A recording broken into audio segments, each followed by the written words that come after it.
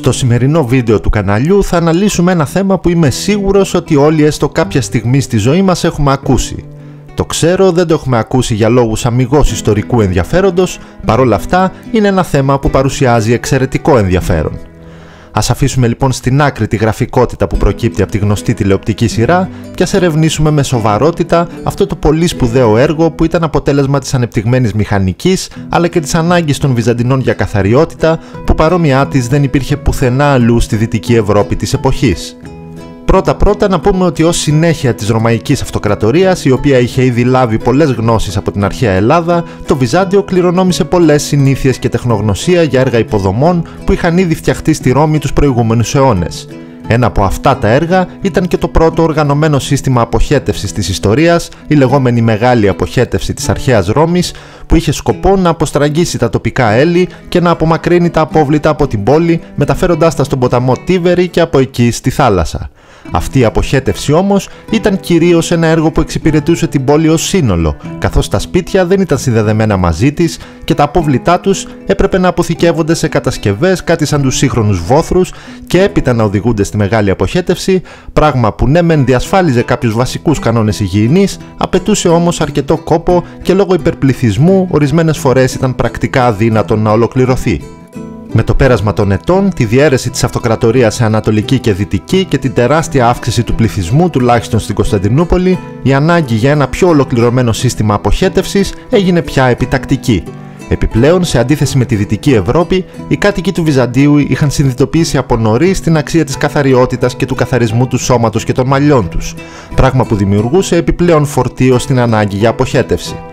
Γι' αυτό το λόγο, παρότι σε όλο σχεδόν τον υπόλοιπο κόσμο εκείνη την εποχή η ύπαρξη τουαλέτα στα σπίτια αποτελούσε όνειρο θερινής νυκτός, στα βυζαντινά νοικοκυριά δεν ήταν καθόλου σπάνια και ονομαζόταν εξέδρα ή απόπατος. Τις περισσότερες φορές βέβαια αυτή δεν βρισκόταν εντός της οικίας όπως έχουμε συνηθίσει σήμερα, ήταν όμως ιδιωτική, εξυπηρετούσε δηλαδή αποκλειστικά τις ανάγκες του νοικοκυριού και για την απομάκρυνση των λιμάτων υπήρχαν πύληνοι σωλήνες οι οποίοι έπρεπε να συναντώνται με τους σωλήνες των διπλανών σπιτιών και να σχηματίζουν δίκτυο. Σε περίπτωση βλάβης τώρα, η επιδιόρθωση ήταν ευθύνη του ιδιοκτήτη, μέχρι το σημείο που συναντούσαν τους σωλήνες των γειτόνων. Αυτό το δίκτυο τώρα συνδεόταν με μια κεντρική αποχέτευση ή κάποιο ρέμα που οδηγούσε τα λίμματα μακριά από την πόλη. Σε ό,τι αφορά το μπάνιο τώρα, εδώ η κατάσταση ήταν λιγάκι πιο δύσκολη αλλά εξίσου εντυπωσιακή. Τα σπίτια των πλούσιων Βυζαντινών διέθεταν ιδιόκτητο μπάνιο, με παρόμοιο σύστημα αποχέτευσης, πράγμα όμως που για τους φτωχότερους πολίτες ανέβαζε δραματικά το κόστος κατασκευής και συντήρησης. Έτσι, στα σπίτια των φτωχότερων Βυζαντινών δεν θα έβρισκε κανείς λουτρό και αυτό το κενό ερχόταν να το καλύψει η πολιτεία.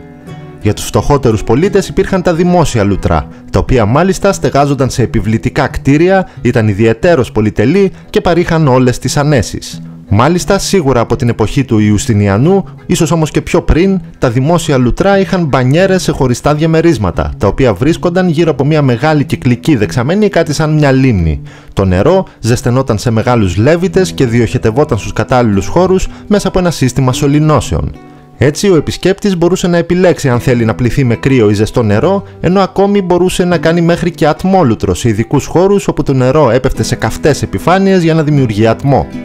Στα δημόσια λουτρά η είσοδος φυσικά ήταν δωρεάν και στους άντρες επιτρεπόταν να πάνε οποιαδήποτε ώρα της ημέρας, ενώ στις γυναίκες μόνο το βράδυ. Ως μέσο καθαρισμού τώρα, αντί για σφουγγάρι δηλαδή, οι Βυζαντινοί χρησιμοποιούσαν συνήθως ίνες από το φυτό σπάρτο και σαπούνι, το οποίο το αγόραζαν από τους Γάλλους, οι οποίοι όμως δεν συνήθιζαν να το χρησιμοποιούν για τον καθαρισμό του σώματος. Από το σπάρτο μάλιστα προήλθε και η λέξη σπαρτεύω και από αυτήν το παστρεύω και το παστρικός που χρησιμοποιούμε μέχρι και σήμερα. Η ύπαρξη δημόσιων λουτρών, εκτός από την ανάγκη για καθαριότητα μεγάλης μάζας πληθυσμού, κάλυπτε και τις αποχετευτικές ανάγκες των πόλεων, καθώς τα λουτρά ήταν συνήθως κατασκευασμένα σε μέρη όπου υπήρχε κάποιο ποτάμι ή χήμαρος, ώστε αφενός η μεταφορά νερού να απαιτεί τον ελάχιστο δυνατό κόπο και αφετέρου η απομάκρυνση των αποβλήτων να πραγματοποιείται με τη φυσική ροή του νερού. Σε ορισμένες εποχές, στη μακρόχρονη ιστορία της Βυζαντινής Αυτοκρατορίας μάλιστα, η Εκκλησία είχε εκφράσει τις αντιρρήσεις της σχετικά με τα δημόσια λουτρά, γιατί θεωρούσε ανάρμοστο να αφαιρούν οι επισκέπτες τα ρούχα τους σε κοινή θέα. Ωστόσο, δεν φαίνεται ποτέ να προέκυψε κάποιο ιδιαίτερο πρόβλημα και η επίσημη Εκκλησία απλώς περιορίστηκε στο να ανακοινώσει πως θεωρούσε υπερβολή το να κάνει κάποιος πάνω από 2 λουτρά την ημέρα. και επειδή οι Βυζαντινοί πρόσεχαν την εικόνα τους και λούζονταν σχετικά συχνά, με εξαίρεση τους μοναχούς βέβαια που υπέβαλαν τον εαυτό τους σε στερήσεις, υπήρξαν και συμβουλές των γιατρών της εποχής, όπου στα ιατρικά βιβλία προβλέπεται ότι οι Βυζαντινοί το Γενάρη δεν έπρεπε να κάνουν περισσότερα από 4 λουτρά, τον Μάρτι 6 ενώ τον Απρίλιο 8. Όλα αυτά συνέβαιναν κυρίως στις μεγάλες πόλεις της Βυζαντινής Αυτοκρατορίας, καθώς στις μικρότερες τα πράγματα ήταν συνήθως λίγο διαφορετικά. Για να δώσουμε όμως ένα μέτρο σύγκρισης σχετικά με το τι επικρατούσε στη Δυτική Ευρώπη εκείνη την εποχή, μπορούμε να αναφέρουμε πως είναι αποδεδειγμένο ότι ακόμη και 5-6 αιώνες αργότερα από τις συνθήκες υγιεινής που επικρατούσαν σε μεγάλο βαθμό στο Βυζάντιο, μέχρι και ο βασιλιάς της Γαλλίας Λουδοβίκος ο 13ος έκανε μπάνιο κάθε 5 χρόνια, ενώ ο γνωστός βασιλιάς Ήλιος, ο Λουδοβίκος 14ος δηλαδή, είχε κάνει 2 μόλις μπάνια στη ζωή του, μετά από ιατρική υπόδειξη μάλιστα, τα οποία και περιέγραψε ως τραυματική εμπειρία. Στην Αγγλία τώρα της ίδιας εποχής, οι απλοί άνθρωποι, οι μη ευγενείς δηλαδή, δεν έλουζαν ποτέ τα μαλλιά τους. Όταν η βρωμιά πάνω στο κεφάλι τους γινόταν αρκετή, οι λίγο πλουσιότεροι έριχναν πούδρα και οι φτωχοί πριονίδι για να στερεοποιηθεί και μετά να μπορούν να την αφαιρέσουν με ένα απλό χτένισμα. Όπως γίνεται φανερό, αν και δεν το εξέφραζαν έτσι ακριβώς οι Βυζαντινοί, είχαν επίσης στο μυαλό τους, όπως και εμείς σήμερα, ότι η καθαριότητα είναι μισή αρχοντιά. Ελπίζω να σας άρεσε το σημερινό βίντεο και αν θέλετε να βρείτε ακόμη περισσότερα παρόμοια θέματα, μπορείτε να επισκέπτεστε την ιστοσελίδα που έχουμε φτιάξει, αλλά και να μας βρείτε στα social media που αναφέρονται στην περιγραφή για να μας πείτε τις ιδέες, τις προτάσεις και τις παρατηρήσεις σας. Ραντεβού στο επόμενο βίντεο.